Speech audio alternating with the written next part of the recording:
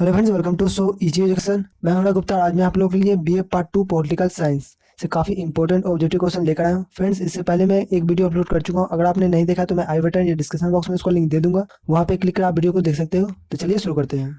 Friends, video start करने से पहले मैं आपसे एक क्वेश्चन करने वाला हूँ। ये क्वेश्चन लास्ट टाइम मैं फर्स्ट वीडियो में पूछ चुका हूँ कि राज्यपाल कुछ विधेयक को संरक्षित किसके लिए रखता है। ऑप्शन है राष्ट्रपति, प्रधानमंत्री, सर्वोच्च न्यायालय या जनता। तो गाइस, इस क्वेश्चन का आंसर आप करो कमेंट में। तो चलिए स्टार्ट करते हैं। तो क्वेश्चन में कैसे है, राज्यपाल की नियुक्ति कौन करता है, यानी आपको बताना है कि राज्यपाल की जो नियुक्ति होता है वह कौन करता है। जनता करता है, मुख्यमंत्री के द्वारा होता है, प्रधानमंत्री के द्वारा होता है या राष्ट्रपति के द्वारा होता है। तो राज्यपाल की जो नियुक्ति होती है वह होती है राष्ट्रपति के द्वारा। ठीक है, तो राइट ऑप्शन डी हो जाएगा राष्ट्रपति। क्वेश्चन नंबर 22 है, राष्ट्रपति की नियुक्ति कितने सालों के लिए होती है, यानी आपको बताना है जो राष्ट्रपति की नियुक्ति होती है वह कितने सालों के लिए होती है। ऑप्शन है 3 साल, 4 साल, 5 साल या 6 साल। तो गाइस, अनुच्छेद 55 के अनुसार राष्ट्रपति को भारत के संसद के दोनों सदन, लोकसभा और राज्यसभा, साथ ही राज्य विधायिका विधानसभाओं के निर्वाचन सदस्यों द्वारा 5 वर्षों की अवधि के लिए चुना जाता है। ठीक है, तो राइट आंसर ऑप्शन सी हो जाएगा 5 वर्ष। ठीक है, राष्ट्रपति की नियुक्ति कितने वर्षों के लिए होती है? ये होती है 5 वर्षों के लिए। क्वेश्चन नंबर 23 है, राज्यपाल द्वारा जारी किया गया अध्यादेश अधिक से अधिक कितने काल के लिए वैध होगा, यानी कि राज्यपाल द्वारा जारी किया गया अध्यादेश अधिक से अधिक कितने दिनों के लिए उसका वैलिडिटी होगा या वैध होगा। ठीक है, 6 सप्ताह, 1 वर्ष, 6 महीना या अनिश्चित काल। तो गाइस, राज्यपाल द्वारा जारी किया गया अध्यादेश अधिक से अधिक 6 महीने के लिए वैध होगा। ठीक है, कम से कम 6 सप्ताह, अधिक से अधिक 6 महीना। तो दोनों को ध्यान रखना। तो यहाँ पे इसका right answer option number C हो जाएगा 6 महीना। ठीक है, क्वेश्चन नंबर 24 है, राज्य का संवैधानिक अध्यक्ष कौन होता है, यानी आपको बताना है जो राज्य का संवैधानिक अध्यक्ष होता है वह कौन होता है। राज्यपाल, मुख्यमंत्री, मुख्य न्यायाधीश या स्पीकर। तो राज्य का जो संवैधानिक अध्यक्ष होता है वह होता है राज्यपाल। ठीक है, तो right answer option number A हो जाएगा राज्यपाल। क्वेश्चन 25 है, राज्यपाल किसके परामर्श पर अपने विवेक की शक्तियों का प्रयोग करता है, यानी कि राज्यपाल के पास जो शक्तियां दिया गया है, जो विवेक दिया गया है, वह शक्ति विवेक का जो प्रयोग करता है वह किसके परामर्श या सलाह पे करता है। ऑप्शन है मुख्यमंत्री की सलाह पर, ऑप्शन बी है मंत्री परिषद की सलाह पर, ऑप्शन सी है निजित सचिव की सलाह पर या ऑप्शन डी स्वविवेक से यानी खुद से।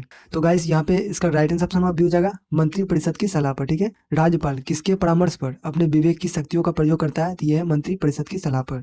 बता दें कि जिस प्रकार संघ की कार्यपालिका शक्ति राष्ट्रपति में निहित होती है, ठीक उसी प्रकार राज्य की कार्यपालिका शक्ति राज्य में निहित होती है। राज्यपाल कार्यपालिका शक्ति का प्रधान होता है, परंतु राज्यपाल उस शक्ति का प्रयोग अपने राज्य की मंत्रिमंडल के साथ परामर्श कर लेता है। क्वेश्चन 26 है, किसके चुने जाने के पश्चात राज्य में मंत्री परिषद का गठन होता है, यानी आपको बताना है ऐसा कौन सा है जो चुने जाने के पश्चात मंत्री परिषद का गठन किया जाता है।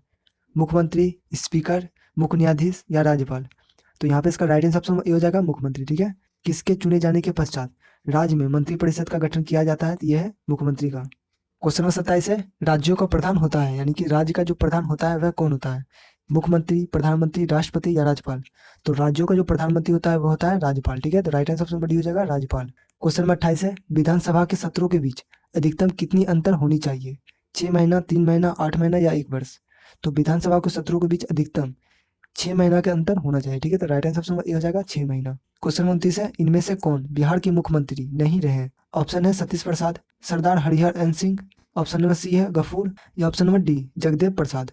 तो गाइस, यहाँ पे इसका राइट आंसर ऑप्शन ए हो जाएगा सतीश प्रसाद। ठीक है, बता दें कि सतीश प्रसाद सिंह 1 जनवरी 1936 से 2 नवंबर 2020 तक एक भारतीय राजनीतिक थे। वह 1968 में केवल 5 दिनों के लिए ही संक्षिप्त कार्यकाल के लिए बिहार के मुख्यमंत्री बने थे। क्वेश्चन नंबर 30 है, राज्य मंत्रिपरिषद का गठन करता है, यानी राज्य में मंत्रिपरिषद का गठन कौन करता है ये बताना है।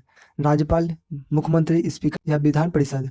तो राइट आंसर ऑप्शन बी हो जाएगा मुख्यमंत्री। ठीक है, राज्य मंत्रिपरिषद का गठन मुख्यमंत्री द्वारा किया जाता है। बता दें कि मंत्रिपरिषद के मंत्रियों की नियुक्ति मुख्यमंत्री के परामर्श के अनुसार राज्यपाल द्वारा की जाती है। यह निर्णय करना मुख्यमंत्री का कार्य है कि किस व्यक्ति को कैबिनेट, किस व्यक्ति को राज्य मंत्री तथा किस व्यक्ति को उप मंत्री बनाया जाए। मुख्यमंत्री को अपने मंत्रिपरिषद का विस्तार करने का भी अधिकार होता है।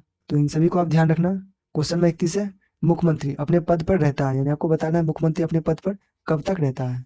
5 वर्षों के निर्धारण समय तक, जब तक राज्य की जनता चाहे तब तक, ऑप्शन सी है जब तक उसे विधानसभा में बहुमत विश्वास प्राप्त है तब तक, या ऑप्शन नंबर डी जब तक उसे मंत्रिपरिषद चाहे तब तक। तो राइट आंसर ऑप्शन सी हो जाएगा जब तक उसे विधानसभा में बहुमत विश्वास प्राप्त है तब तक। मुख्यमंत्री अपने पद पर रहता है जब तक उसे विधानसभा में बहुमत विश्वास प्राप्त है तभी तक। ठीक है, क्वेश्चन नंबर 32 है, बिहार में मंत्रिपरिषद के सदस्य हेतु विधानमंडल का सदस्य होना चाहिए, विधानमंडल का सदस्य नहीं होना चाहिए, केवल विधानमंडल का सदस्य होना चाहिए या उपयुक्त इनमें से कोई नहीं।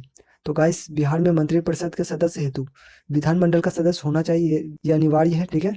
अगर आप विधानमंडल का सदस्य नहीं है तो आप मंत्री के लिए एलिजिबल नहीं होंगे, ठीक है। 33 है, मुख्यमंत्री की नियुक्ति कौन करता है, यानी आपको बताना है मुख्यमंत्री की जो नियुक्ति होती है वह कौन करता है, विधानसभा, विधान परिषद, राज्यपाल या राष्ट्रपति। तो मुख्यमंत्री की नियुक्ति जो होती है वो होती है राज्यपाल द्वारा, ठीक है। तो राइट आंसर ऑप्शन सी हो जाएगा राज्यपाल।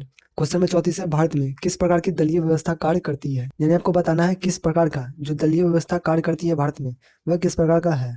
एक दलीय व्यवस्था है, बहुदलीय व्यवस्था है, द्विदलीय व्यवस्था है या इनमें से कोई नहीं। तो दलीय का मतलब होता है जो अलग अलग पार्टियां बनाता है, ठीक है। तो भारत में जो है बहुदलीय पार्टी है, ठीक है, यानी कि बहुत सारे पार्टियां हैं। अमेरिका में है वो दो दलीय पार्टी, यानी कि एक और दो, उसके अलावा कोई नहीं, ठीक है। चीन में है एक दलीय पार्टी, इसे भी आप ध्यान रखना। चीन में एक दलीय है, एक के सिवा कोई भी पार्टी नहीं है।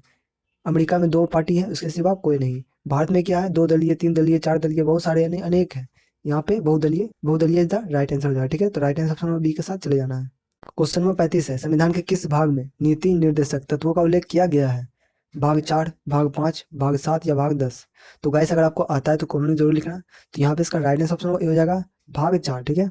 संविधान के किस भाग में नीति निर्देशक तत्वों का उल्लेख किया गया है, तो यह है भाग 4। बता दें कि राज्य के नीति निर्देशक तत्व जनतांत्रिक संवैधानिक विकास के नवीनतम तत्व है। सबसे पहले ये आयरलैंड के संविधान में लागू किए गए थे। ये वे तत्व है जो संविधान के विकास के साथ ही विकसित हुए हैं। इन तत्वों का कार्य एक जन कल्याणकारी राज्य की स्थापना करना है। क्वेश्चन नंबर 36 है, भारत का उपराष्ट्रपति निर्वाचित होता है, यानी आपको बताना है भारत के जो उपराष्ट्रपति निर्वाचित होता है वह किनके द्वारा होता है, संसद, निर्वाचन मंडल, प्रत्यक्ष निर्वाचन या इनमें से कोई नहीं। तो ये होता है निर्वाचन मंडल द्वारा, ठीक है। तो राइट आंसर ऑप्शन बी हो जाएगा, भारत का उपराष्ट्रपति का निर्वाचन होता है निर्वाचन मंडल द्वारा। क्वेश्चन नंबर 37 है, दल बदल कानून किस पर लागू होता है, यानी आपको बताना है दल बदल जो कानून है वह किस पर लागू होता है, लोकसभा के सदस्यों पर, विधानसभा के सदस्यों पर, ऑप्शन सी है ए और बी दोनों पे, या ऑप्शन डी इनमें से कोई नहीं।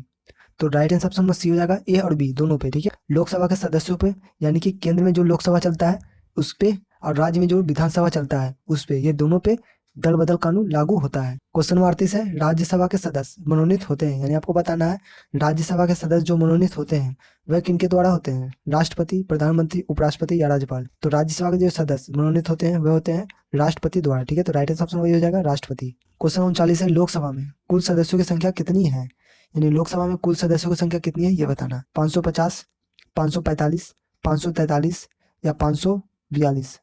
तो लोकसभा में कुल सदस्यों की संख्या जो है वह है 543, ठीक है। तो right answer option number C हो जाएगा 543। बता दें कि संविधान में व्यवस्था है कि सदस्यों की संख्या अधिकतम यानी अधिक से अधिक 552 होगी।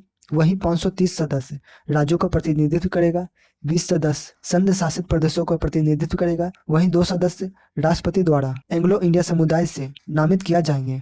वर्तमान में इसकी सदस्य की संख्या 543 है, ठीक है। तो राइट आंसर ऑप्शन सी के साथ ही जाना है 543।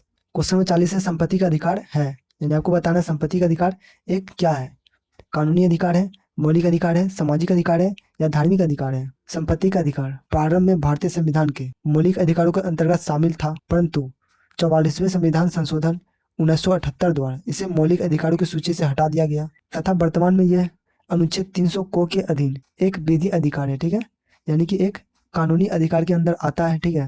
तो राइट आंसर ऑप्शन ए हो जाएगा संपत्ति का अधिकार। इससे पहले क्या था, तो ये था मौलिक अधिकार, अब क्या है कानूनी अधिकार, ठीक है। तो इसे भी आप ध्यान रखना, संपत्ति का अधिकार एक कानूनी अधिकार है। तो राइट आंसर ऑप्शन ए के साथ जाना है। तो फ्रेंड्स आज के लिए इतना ही, उम्मीद है आपको वीडियो पसंद आया होगा। पसंद आए तो प्लीज़ वीडियो को लाइक कर देना। इसका नेक्स्ट पार्ट जल्दी आने वाला है, तो चैनल को सब्सक्राइब कर बेल आइकन को प्रेस जरूर कर देना। तब तक के लिए अपना ख्याल रखना। जय हिंद।